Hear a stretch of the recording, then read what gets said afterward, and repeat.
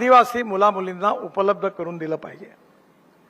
विशेषतः या ज्या आश्रमशाळा आहे त्याचं रेटिंग केलं पाहिजे आणि ज्यांचं रेटिंग चांगलं आहे त्यांना स्किल डेव्हलपमेंटचं ट्रेनिंग करणारं इन्स्टिट्यूट सुरू करण्याकरता मदत केली पाहिजे।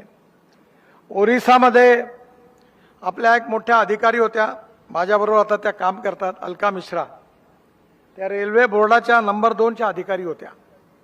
त्यांनी बडोद्याला एक लॉजिस्टिक युनिव्हर्सिटी सुरू केली आणि ओरिसामध्ये वर्ल्ड बँकेच्या सहकार्याने स्किल्ड युनिव्हर्सिटी सुरू केली 400 कोटी रुपयाची आणि लाखो मुलांना प्रशिक्षित करण्याची या योजना तयार केल्या। आज जेव्हा उईके साहेब माझ्याकडे आले होते तेव्हा चर्मकार समाजाची एक मुलगी माझ्याकडे आली होती, ती एअर होस्टेस म्हणून सिलेक्ट झाली। आपल्या अरुणाचल, मेघालय, त्रिपुरा भागातल्या अनेक मुली काही आदिवासी समाजातल्या आहेत, त्या प्रशिक्षण घेऊन इंडिगोमध्ये, एअर इंडियामध्ये एअर होस्टेस म्हणून काम करतात। लो एम इज क्राईम, त्यामुळे येणाऱ्या काळामध्ये आपल्या मुलामुलींना उत्तम शिक्षण आणि उत्तम कौशल्य हे कसं मिळेल याकरता विविध योजना करण्याची आवश्यकता आहे।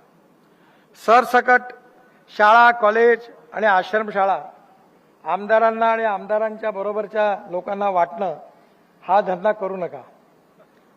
मी पण वाटला माझ्या काळामध्ये पालकमंत्री असताना, पण मी त्यांना सांगितलं की इमानदारीने काम करा, मुलांना चांगलं शिकवा, चांगलं अन्न द्या आणि आपल्या भविष्यात आपल्या पायावर उभे राहिले पाहिजे याची काळजी घ्या आणि मग 2 पैसे तुम्ही कमवा। पण तुम्ही सगळेच पैसे आपल्या पोटात घालाल आणि आदिवासी विकासाच्या गप्पा कराल असं नाही जमणार। तुम्ही चांगलं कामही केलं पाहिजे, मुलांनाही शिकवलं पाहिजे आणि त्यांना उत्तम नागरिक पण बनवलं पाहिजे। आणि म्हणून ज्यांचं रेटिंग चांगलं आहे, रेटिंग ठेवा, कारण स्पर्धा असली पाहिजे।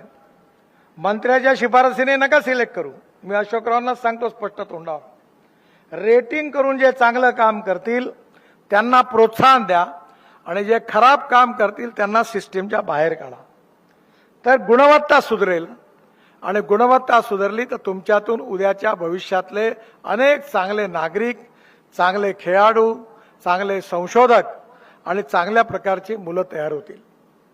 मी मुंबईमध्ये एका हॉटेलमध्ये जातो जेवायला,